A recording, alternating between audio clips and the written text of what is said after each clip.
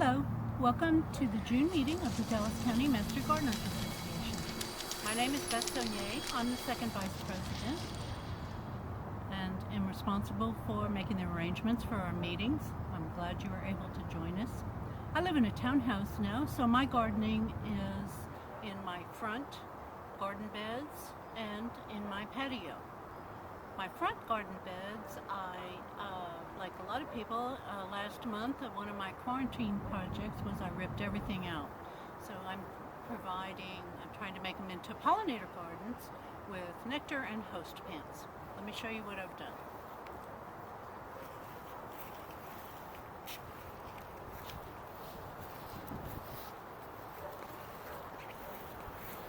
I tore out old azaleas, liriopes, and some Louisiana iris, which I replanted elsewhere. They hadn't bloomed.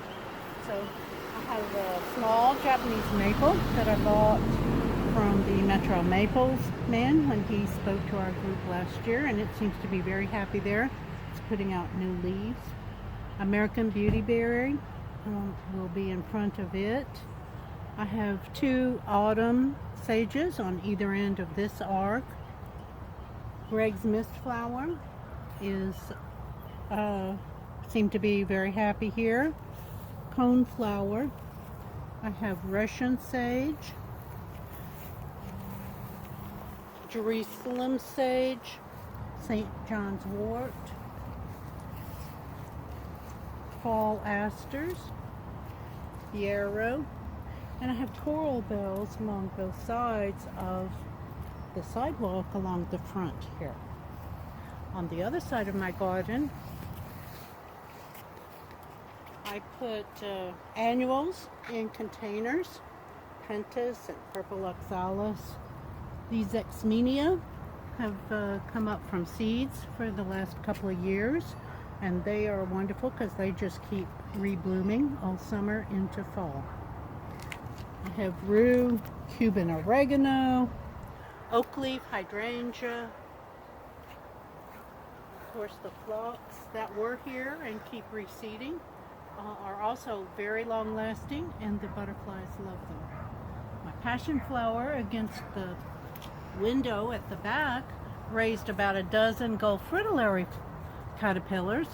So it is rebuilding, and we're hoping for the second onslaught. I hope you enjoyed the meeting, and thank you.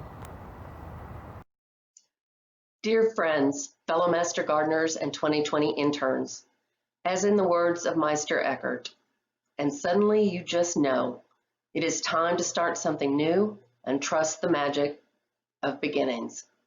Our lives have changed immeasurably with the pandemic. It has affected all of us more than we would ever expect. It is important for us to think differently as the pandemic impacts every process and procedure the MG program has. If you've had a dream to make something better for the program, this is the time to share. Be bold. Martin Luther King said something profound and simple. Take the first step in faith. You don't have to see the whole staircase.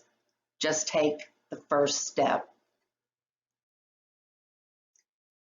Here's a big shout out to the Helping Hands newsletter. I am encouraging all of you to open the newsletter for June sent to you by Julie Garza on the VMS. You will find amazing articles and information, and you will also be very proud of the following dedicated Helping Hands staff. The editor, Jeff Raska, layout and design, Julie Garza, backup layout and design, Jean McIntosh and Leonard Nadalo. Proofreaders, Gail Cook, Rick Williams, Cynthia Jones, Fran Blocka, Zandra Ferris, Jean McIntosh, Barbara St. Clair, and Leonard Nadalo. The photo for the cover was done by Daphne Huffman, and across the fence photo by Debbie Bachman. Thank you so much for everything you do. And also use the link to the June Helping Hands indicated on your slide. And now for announcements. You find so much in the Helping Hands newsletter. Topics include gardening in North Texas, reopening the garden projects, new volunteer education hour requirements for 2020, stay-at-home projects, donations and fundraising, Master Gardeners on Demand, and so much more. Please go to the link posted on the slide. If you are working in a project and need reimbursement for purchases, please note that the Board of Directors have changed the policy for request. For us to have an effective management of expenses, we are changing the procedure for any reimbursement request to be sent into the treasurer no later than 90 days after date of purchase. If you do purchase materials for a project from October to December, all check requests are due no later than December 31st, 2020. We close our books on December 31st to ensure financials are the same as what we place on our IRS tax return. The Board of Directors have mandates within the bylaws to determine a slate of officers each year for an election in October. Cynthia Jones, past president, oversees gathering possible candidates and meets with the elected nominating committee for consideration. On June 12th, she sent a VMS email for a call for nominations. We want to thank you so much for your invaluable help in identifying our future leaders.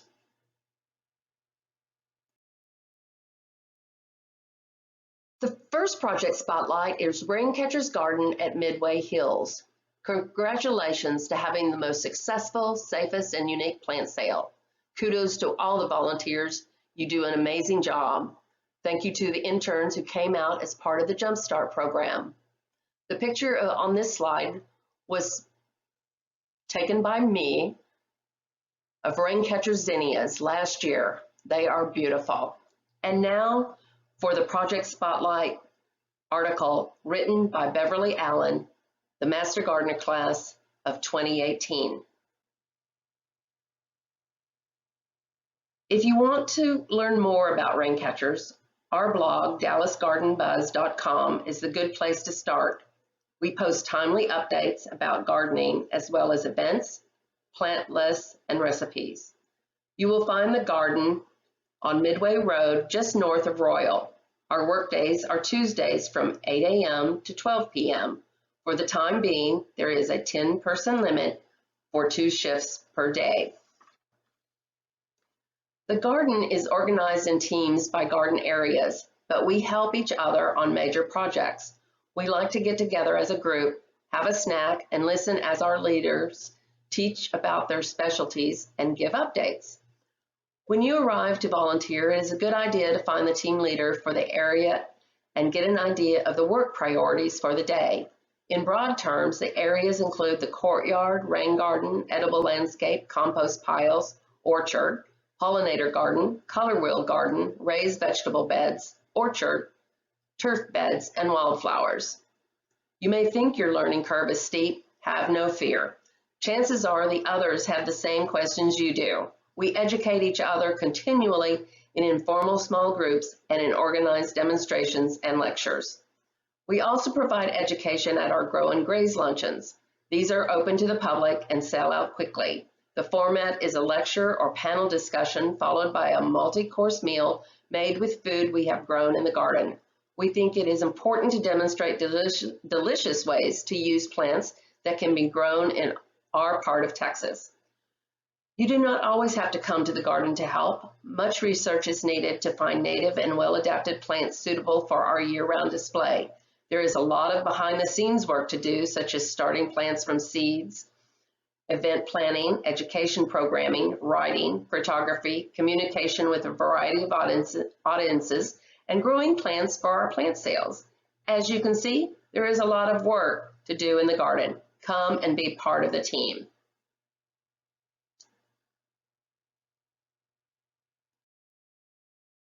Now for project number 2.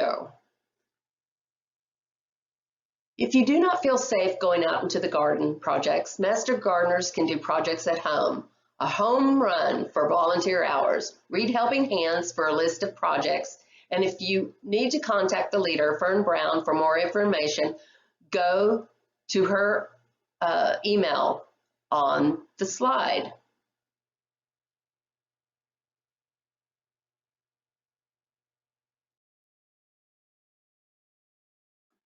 I want to let you know that we have easy ways to donate to the Dallas County Master Gardener Association. You just shop. Since I have been cooking more at home, my Kroger bill is much larger. I am part of the Community Rewards program in which a percentage of my purchases goes to our association. I do the same with Amazon Smile. All the instructions for Kroger, Amazon Smile, and Tom Thumb are on our website. Just follow the link on the slide, and on the website is a tab called All About Us. Click on Ways to Support Us and follow the instructions. This is also in Helping Hands this month.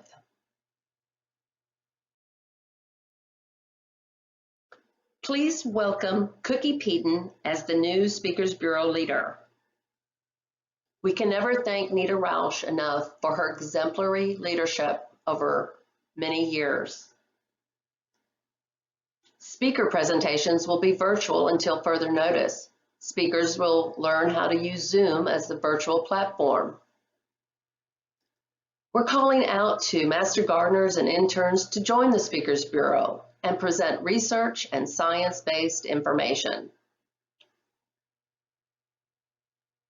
We also are amassing videos for presentations for microtalks.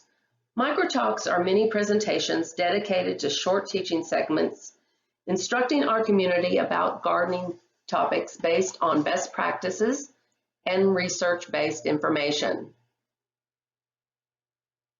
This is a wonderful idea to show off our knowledge and education to the public in Dallas County and beyond.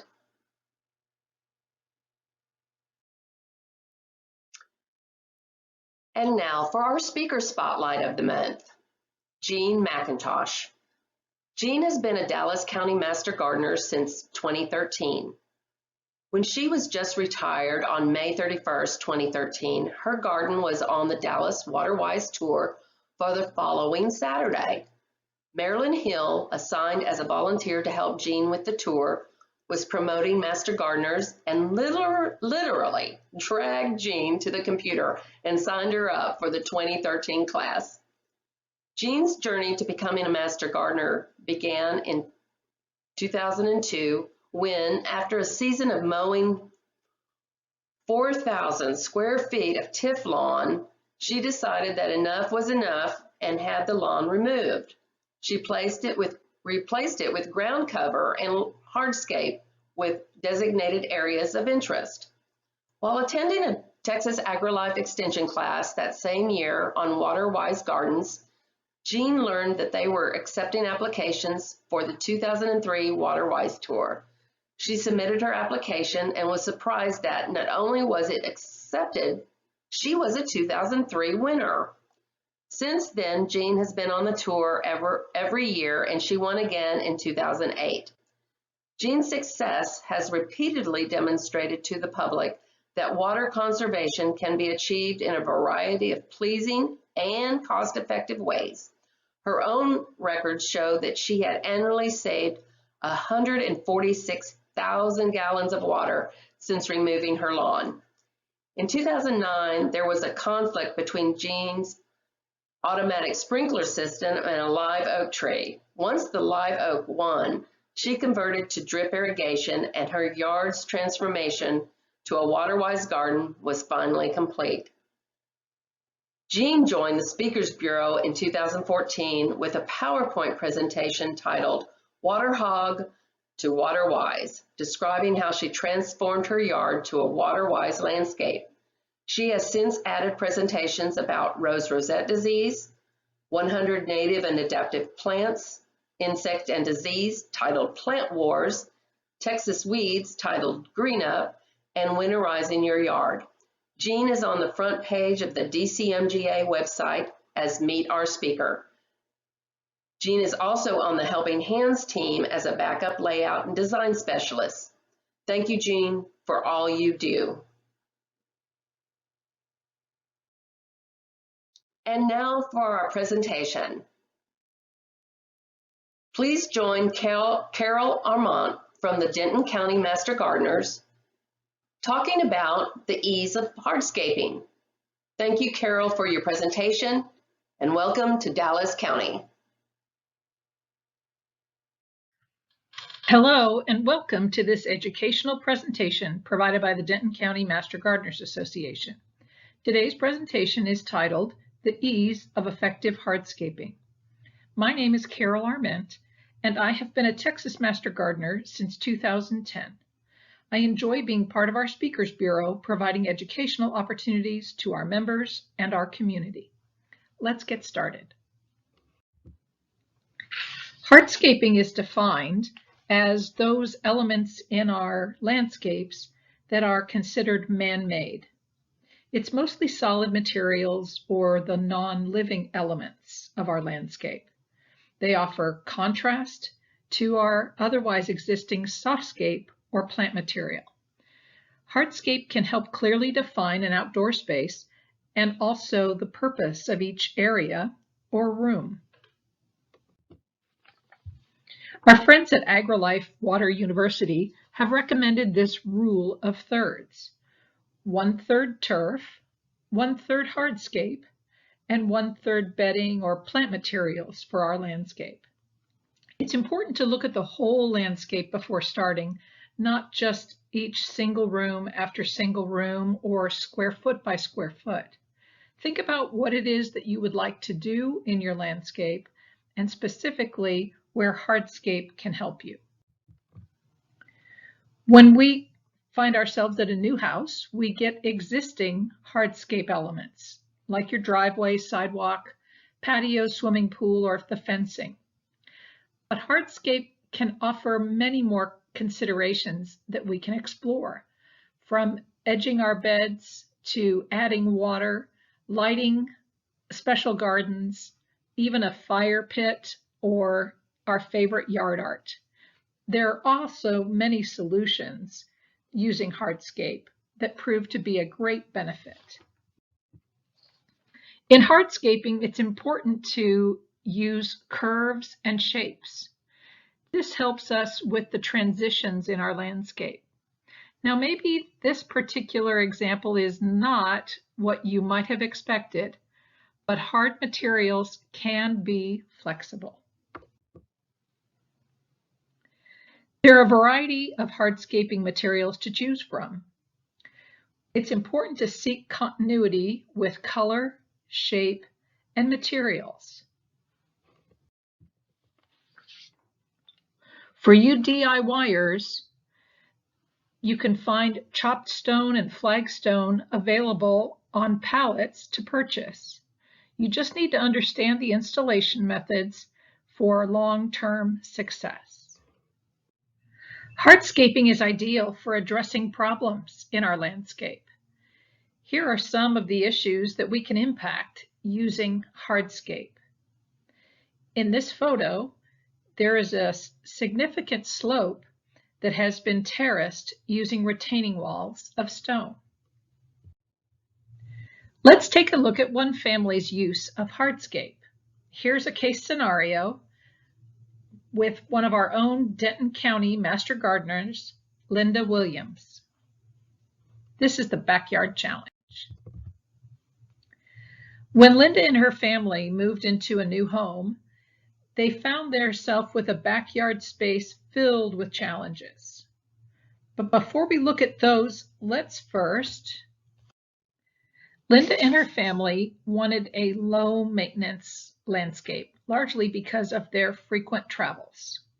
They wanted different spaces to allow for rooms on their relatively small lot, and the HOA for this area maintained the turf in the front yard, and in the backyard, any turf would have to be maintained by the homeowner.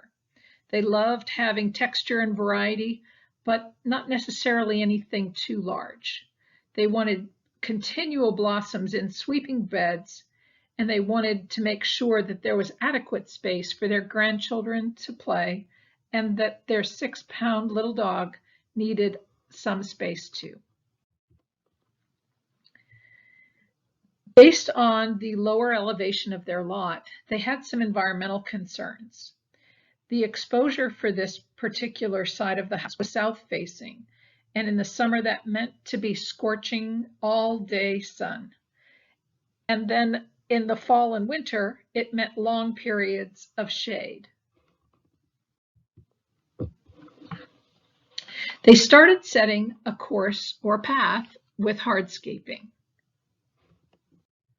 They decided to take out all of the turf in the backyard. Instead, they decided that rock could provide a permeable alternative while helping manage the water flow. The grandkids would love the opportunity for fossil or bug hunting, or just to find some rocks that they could paint.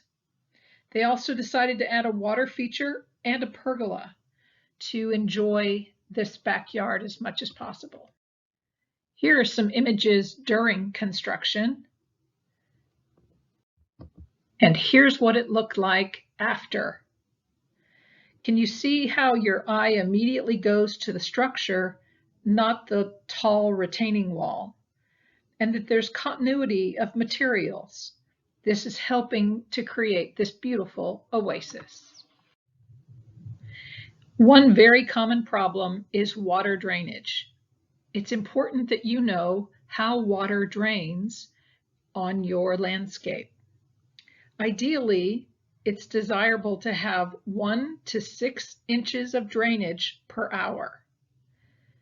If it's less than 1 inch per hour, you have poor drainage. There's the other extreme, which is excessive drainage. And this is for soils that drain faster than 6 inches per hour.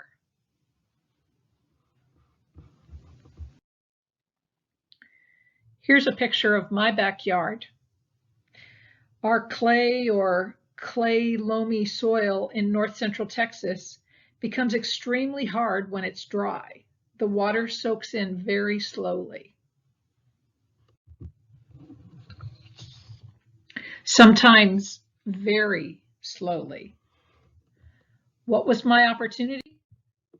To install a French drain. This happens to be a picture of the newest sleeve, which is a popcorn foam wrapped around the normal piping. Some sections of a French drain are perforated, some are solid, and some are like this with a sleeve. How does it work? Well, first, a trench has to be dug in order to create a natural direction for the water to travel. This trench must taper down in order to let gravity help encourage the water flow.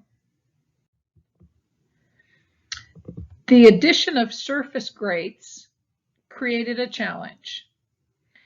It provided the place for the water to go into the French drain, but it was not as attractive as I had hoped. It also cannot be covered by sod. So what was I to do? I used hardscape as my camouflage. This river rock again provides for a permeable coverage over the drains, and it looks very attractive, adding texture to the landscape. Another solution for drainage issues are swales and dry creek beds. Swales are similar to the area you'll see between houses and even commercial properties. Water should not stay more than 48 hours in those spaces. You can also have level swales that would capture the water and hold it until it soaks into the ground. Dry creek beds are very popular and aesthetically pleasing. They too have a trench underneath and allow the water to be directed and flow. So when you're thinking about drainage, remember that you want to capture or funnel the surface water in a direction that is appropriate, and then channel that water into appropriate spaces. To implement these hardscaping solutions, it's important that you understand the steps and process to be effective. Another option is berms or rock gardens for drainage. These are small artificial ridges that allows the water to seep into the soil, even preventing erosion. It also very nicely disguises itself in the landscape, creating interest while being functional. Rock garden can also hold the water until it seeps in. Again, less than 48 hours is the key timeline for this to happen. You can also add plant material in between the rocks, and many plants can be very successful. There sure is a variety of choices when considering hardscape surfaces, from pavers to stones, concrete, gravel, or even decomposed granite. It's important that all of these surfaces have some type of slope so that water can effectively run off. Pavers are very popular. When setting a walkway or path, notice the traffic patterns where people enter your yard or how it connects to different entrances or other points of arrival. It's also important to consider protecting your trees. The photo on the right is from Callaway's in Flower Mound. They had a century-old oak tree that the town of Flower Mound required that they cover with a permeable surface so that it would continue to survive and thrive despite the encroachment of the building and nursery. Flagstone is a beautiful natural hardscape surface. It's used frequently on patios and walkways, providing a foundation and direction for outdoor areas. It's also helpful if you don't want to necessarily consider steps, but to use more of a ramped walkway for transitions in your landscape. Some hardscape materials serve as contrast and texture, as in this example with gravel. What you'll notice is that gravel is not a color not typically found in plant material or a softscape. The stone brings texture to the hardscape. Of note, paths should be at least 4 feet wide or side-by-side distance for 2 people walking. Phyllis Minton, another Denton County Master Gardener, has a stepping stone collection. She uses these beautiful mosaic stones to guide people through her garden on a beautiful little path. Here's a location that you might be familiar with or even visited. What I want to point out in this picture is the design alternative using the large concrete pavers mixed with the turf. This happens to be artificial turf, which there are a lot of new products out that are very beautiful and resemble turf very nicely and clearly are a low maintenance alternative. You can mix your materials as well when you're hardscaping. Here's a combination using both wood and pavers. Here is another example mixing pavers. There is the black onyx pavers and standard pavers, and then a natural stone edging. If you can't make up your mind, you can try it all. In this particular photo, I saw pavers, flagstone, natural stone, volcanic rock, mulch. You may see even more. Speaking of mulch, it's important that we take a moment and consider the types of mulch available to us. And yes, those are considered part of our hardscape. The value of mulch is that it reduces water evaporation, helps us control weeds, and it enriches the soil as it breaks down. If you happen to notice a lot of bare spots or thinning in your mulched areas, it's probably an indication that your mulch is effectively breaking down into your soil. It could also be a drainage problem or it could also be a pet or traffic problem. It's important that you consider topping off or replacing your mulch annually. There are types of inorganic mulches as well. These are permeable, letting water flow straight through. As another reminder, there's an effective use of mulch, particularly around our trees. No mulch can lead to a lot of water evaporation and unhealthy plant material. Too much mulch can lead to what we call a mulch tornado, where there is far too much mulch put around the tree. The effective solution is that the mulch would match the canopy of the tree. The recommended initial mulch depth is 3 to 5 inches. Like a picture frame, hardscape edging can enhance the appearance of your garden. There's all different types that can be combined. It creates and it maintains a sharp, clean-looking edge up against your turf. Metal edging has been used for years. There's a variety of colors available. I prefer to use the brown. I do that because I want to tie it to my rich soil or my dark mulch.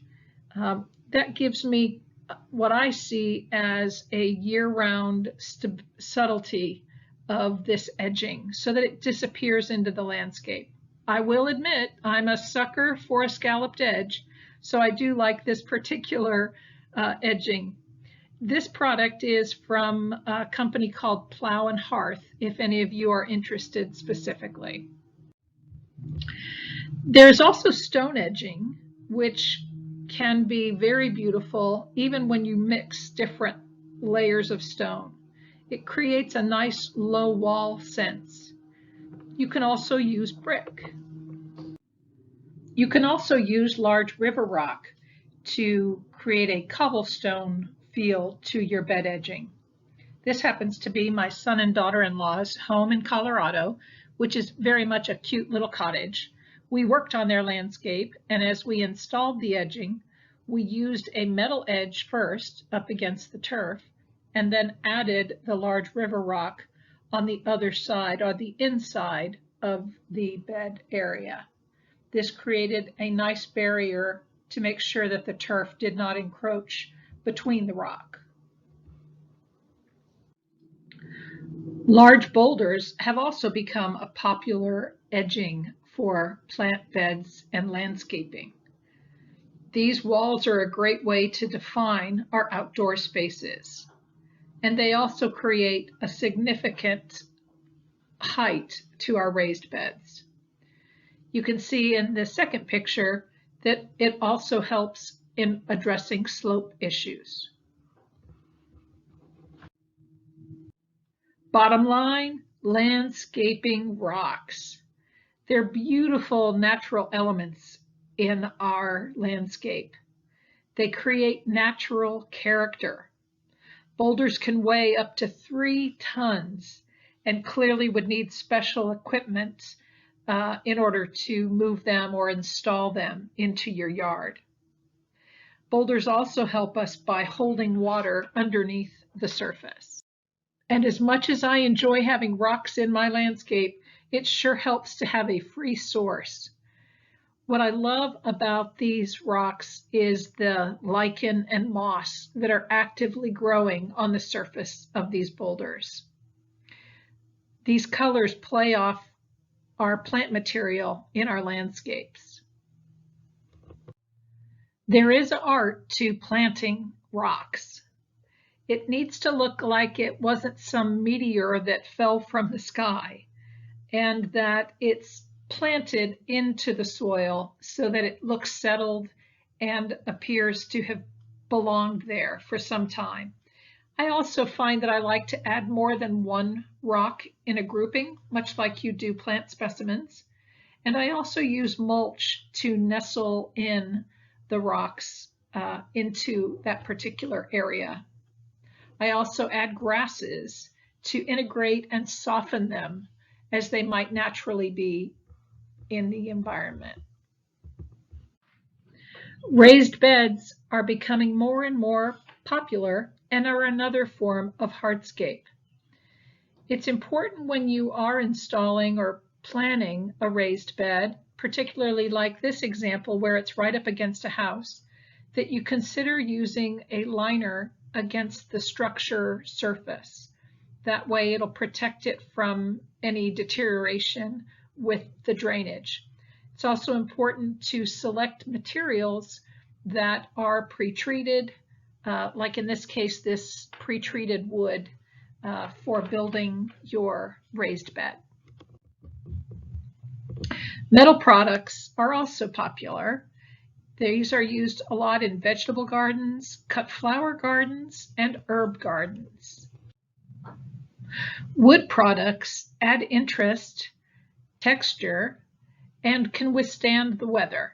Again, these are pre-treated wood products used for these raised beds.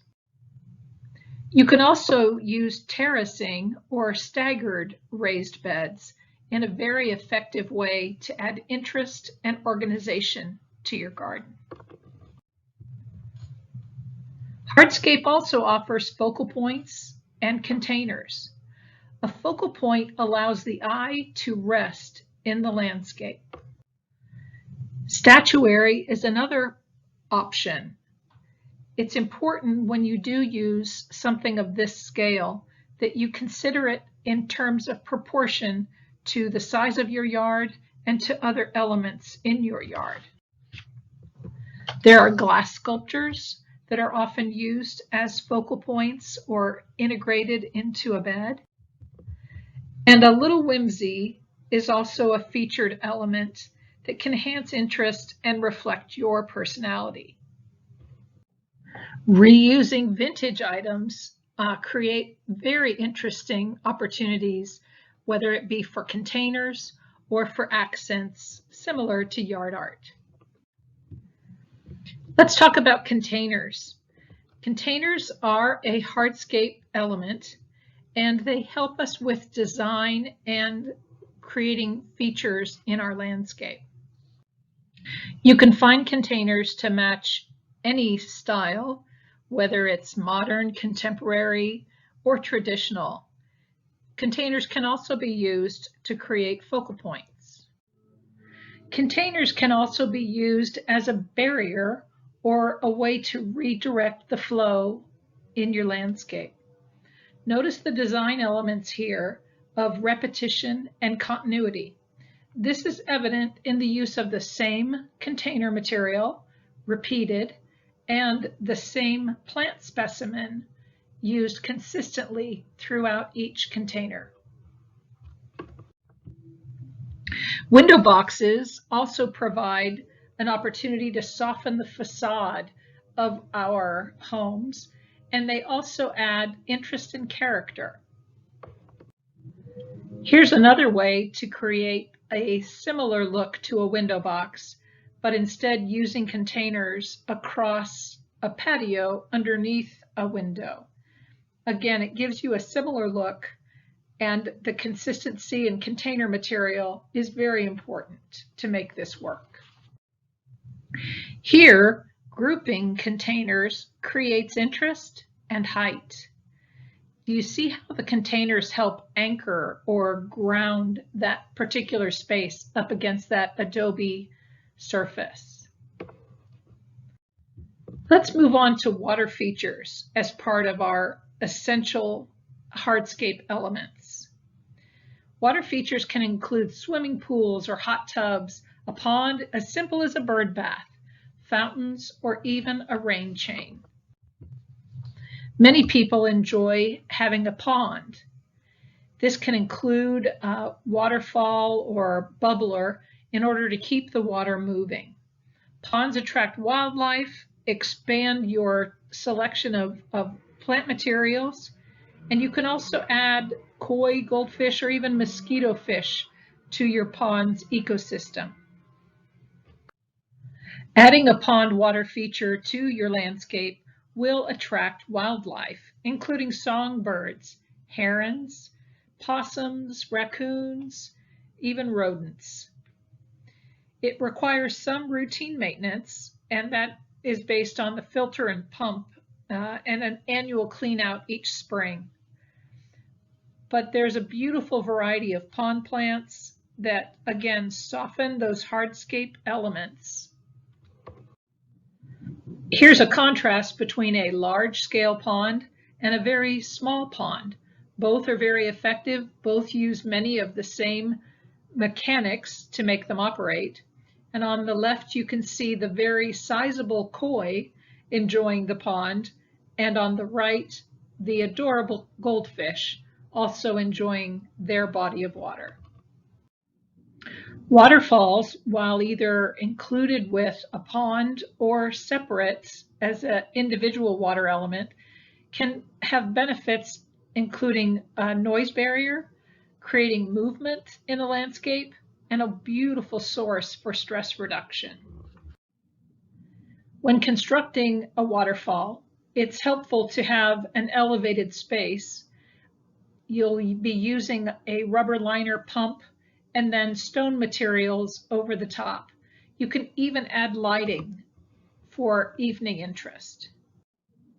Fountains are another beautiful water feature in our landscapes.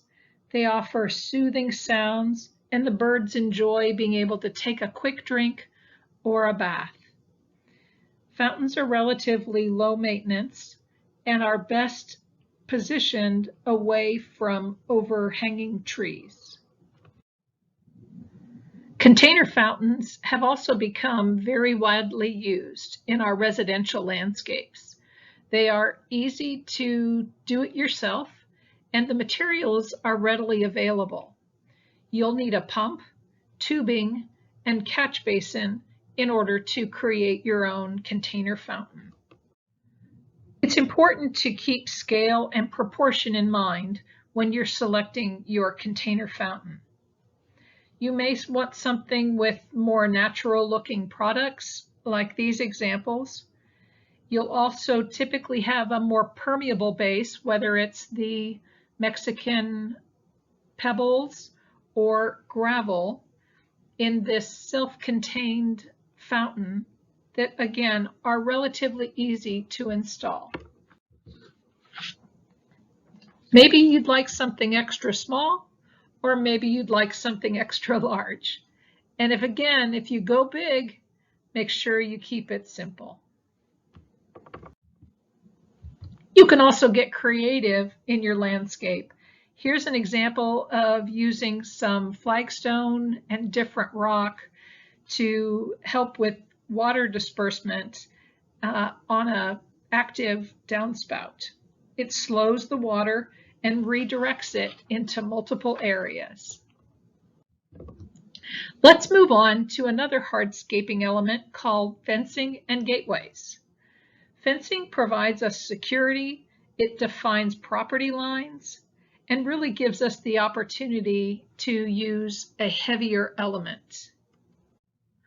Our typical residential fencing is typically wood or metal. The standard wood fencing is important to maintain with stain and restain to extend its life. You may have to replace or remove single damaged sections, but the planks are easy enough to replace and restain. It's also important if you're looking at a metal fence to know that you have to maintain it as well with paint. Metal fencing can be iron or aluminum, which the aluminum advantage is that it doesn't rust, but it's less substantial and can bend relatively easily. The beauty of fencing is it can also serve as a backdrop for our planting bed. With fencing comes gates. Again, please notice that this gate is consistent with the walkway width of 4 feet. It's important that your gate is wide enough so that you can get equipment through without damaging the wood or your equipment. Maintaining gate hardware is important, and adjusting the height based on the lower level, any shifting in the ground, in this case where the gravel is. Fencing can also be a beautiful ornamental railing. This creates a dramatic welcome to this home. It provides ornamental warmth and definition. This is a gateway. It creates depth and focus. The circle shape creates a type of lens, helping us look forward into the landscape.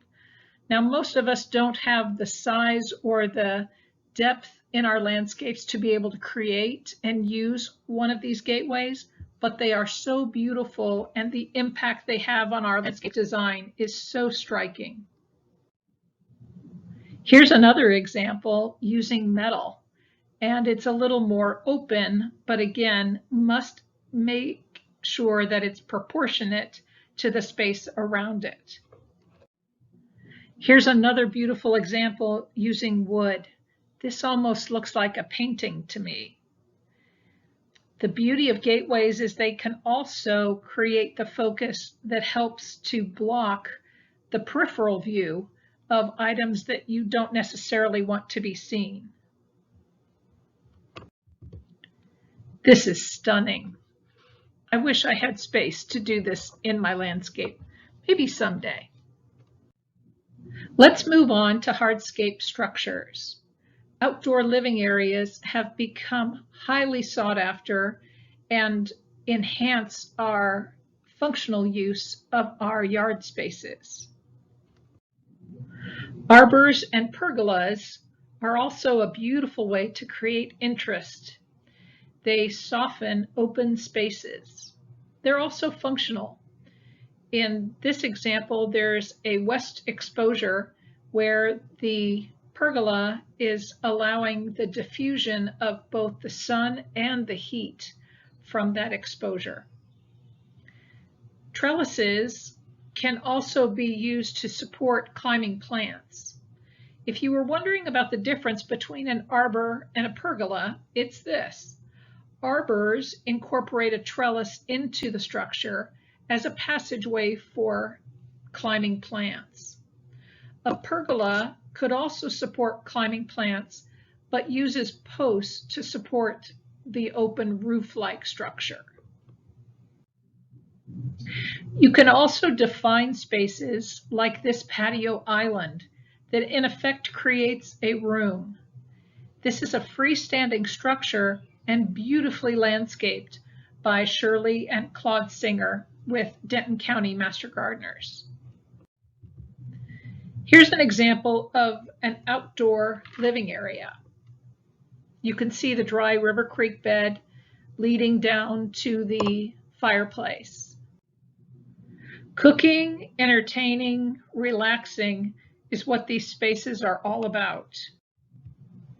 You can also use plant material to naturalize the entrances and create an environment around the living space.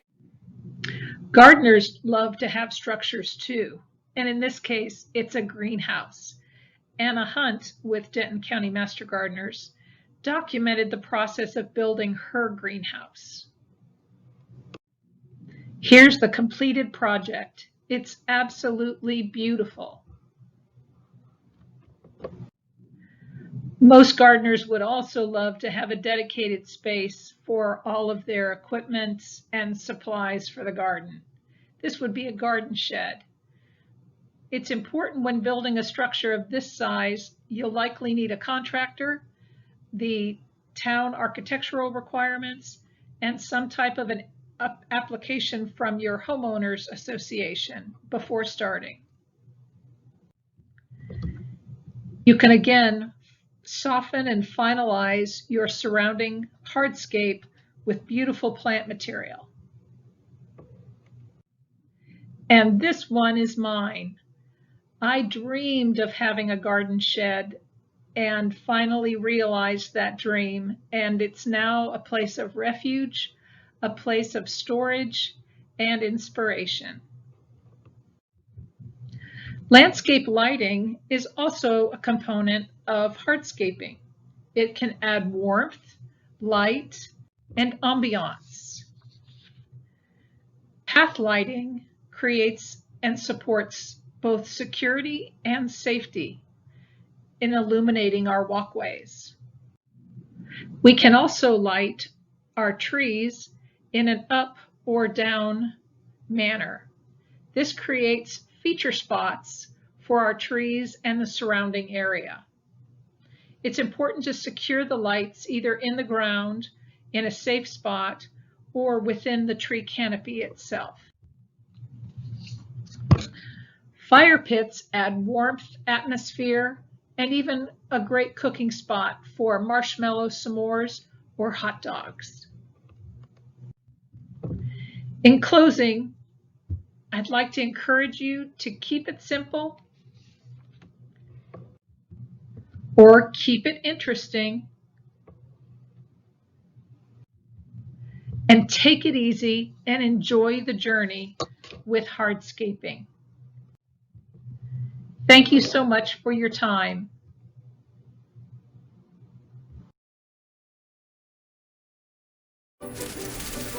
Hi dear friends, sitting under the arbor looking at my garden. It's always good to be out here. The backdrop where I'm sitting is against our Vitex tree. It's just beautifully blooming purple flowers. It's always a joy to look out the window and see it. You will be seeing a number of Master Gardeners' home gardens in the next clips, and also the Master Gardener's garden at the Texas Discovery Garden on June 4th. You will see that as some of the interns that came out to visit and help work the garden, and also Alan Reister, who's giving us our work tasks and directions, and also just given some history of the garden. And it's always great to be part of the TDG. So please enjoy. Thank you, and you take care. Please stay safe. Bye-bye.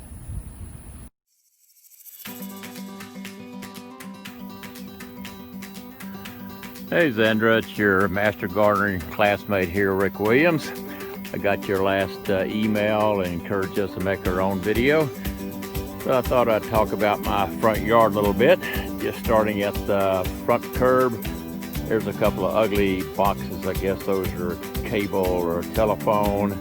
Every year I plant something right in front of them. This year it's a couple of lantanas, not getting quite as big as I thought they would be. Sometimes I put some purple fountain grass in there, but I always try to cover that up. This is part of the yard that gets the west sun. Then you got my mailbox, which I made myself with some used bricks. I put a little planter in the back. You can see it there. Obviously I have some cannas there. Over the years I've tried a variety of plants. Cannas have worked out pretty good. I'm not a canna fan. Putting them into a garden, you typically get a lot of invasion with underground tubers and all. But these little dwarf red ones have worked out pretty well. Little trick I've learned about that, I heard over the years that if your stalk quits blooming, just cut it halfway back. But I've learned just to cut those down all the way to the ground, and then you'll get a new shoot with new flowers, and these things will bloom all summer. All right, swinging around to my front entrance garage. There's my car. We painted our house, by the way, a light gray, white trim with black shutters and black doors about 4 years ago, which we liked. On either side of the garage, which is front entrance, I have these. These are upright elephant ears. There's two kind of elephant ears, basically. There's the ones that kind of flop over and look like caladiums, which are called colocasia. These are the ones that stand straight up for alocasia, and they come back every year. These will eventually be taller than me. Right now they're only about 3 feet, but they seem to take the sun. In the wintertime I do throw a bag of leaves over them just to give them a little protection from the cold winter. the corner of the sidewalk there is one of my favorite perennials of all time. This is a pincushion plant, or sometimes called a scabiosa. This thing blooms and blooms and blooms all summer. Even in January, February, December, you'll see a couple of blooms in this thing. But an absolutely faithful flowering perennial. Leading up to the front door, I have some hanging baskets. These are obviously red petunias. Petunias, you got to be careful with. They don't take full sun, but right here under the house, they get morning sun, and then after that, they're protected. They do pretty well. Coming along, got 3 pots with red caladiums coming out of them. I love caladiums. They come in red, pink, green, and white. It's one of the few things where you can get color even in the shade. Just some regular English ivy I've had in this bed for 40 years. Coming back a little bit further, here's a leatherleaf mahonia. A little prickly, it likes 100% shade. So backing away from the front door there, we get to my front bed. These are my second favorite flower in the world. These are pentas. The reason I like pentas, one, they can take tons of heat, which is why I have them here in the front. And you can see the flower there. They come in pink and white and red, and I think sort of a purple too. Right now you can see the ground, but eventually, as in past years, once they get bigger, you'll see a solid sea of red, and you won't even be able to see the ground. A big believer in planting things that last a while. Pentas bloom all summer. You'll never see a tulip in my yard. I'm a tour guide at Dallas Arboretum, and they plant 400,000 tulips every year, but the individual tulip lasts about 10 to 14 days. If I'm going to plant something, it's not going to be done in that short of time. Little white pot in front. It's got a little fern, a foxtail fern on top. Foxtail fern is not really a fern, it's an asparagus with some silver dragon larabi underneath it. These tall, goofy looking things, these are gladiolas. I wanted drawing at the Arboretum last year and got a 6-pack of little gladiola bulbs, so I stuck them in the ground there. Gotten a couple of stalks of flowers, but they're one and done. Definitely not a flower I'm going to keep here. I'm going to yank these out shortly. Now in front of the house, right in front of the main picture window, you can see me in the reflection taking this video. In the front is my favorite flower in the world. This is a eupatorium, excuse me, this is a diamond frost, and diamond frost has these little jillions and jillions of little white flowers, and they will be there spring, summer, fall, no deadhead. Each plant gets to the size of about a basketball. The Arboretum has these as well. I tell people it's sort of the garden version of baby breath. You get baby breath in a vase and a little white fluffy stuff. And what I should have done here is mix in these red vincas with the diamond frost, because that would give sort of the effect. Unfortunately, I planted the diamond frost first, couldn't decide what to put behind it, and ended up with your regular old periwinkles. And next year if I do this, I mix those two together. Behind that are some nandinas. This is a variety called Flirt. If you've been to the Arboretum near the Martin Rutschek concert stage, they have some of these, and they're very pretty. This is a dwarf. And then behind that, the fourth row, this is Black Diamond Crepe Myrtle. Black Diamond has a black leaf, and soon it'll have bright red flowers. As soon as the flower is done, I cut the limb back to keep it below the level of the window. And in the wintertime, I cut these completely to the ground, which is sort of what you're not supposed to do with crepe myrtles. But this is an attempt to make these Black Diamond crepe myrtles into a hedge as such. Moving on to the side over here, planted some yuccos on either side of the window a number of years ago. Not exactly consistent with the overall theme of the bed, but they're doing okay. Texture change. There's some caladiums. I had some left over from planting in the back. I planted some there and some on the other side. They may get cooked by the afternoon sun, but I had a spot, so I just made use of it. Here is a dwarf podocarpus.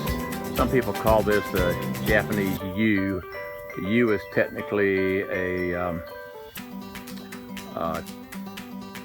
Texas, now I forget the species name. Anyway, this is dwarf, nice texture change with some more liriape along there. And then we head around the side of the house, and basically it's so shady in here, I couldn't make grass grow. So in my yard, if grass doesn't grow, it becomes a caladium bed. So there's some more pretty caladiums with some mondo grass. On the other side, a few hostas, ferns, a little half whiskey barrel. Just a nice shady effect. So basically, I'm not a very good master gardener. I don't plant anything you eat, and most of my flowers are not necessarily xeriscape at all, but I do take a lot of time taking care of my yard. Had take all root rot on the lawn last year. If you use Scott's Disease X, they have a fungicide in there now that works better than even the 1 inch of Canadian sphagnum peat moss they've been recommending for a number of years. So anyway, that's just a quick little view of front yard and all my flowers and nice neighbors walking by. How are y'all? So that's it for now, and you have a good day.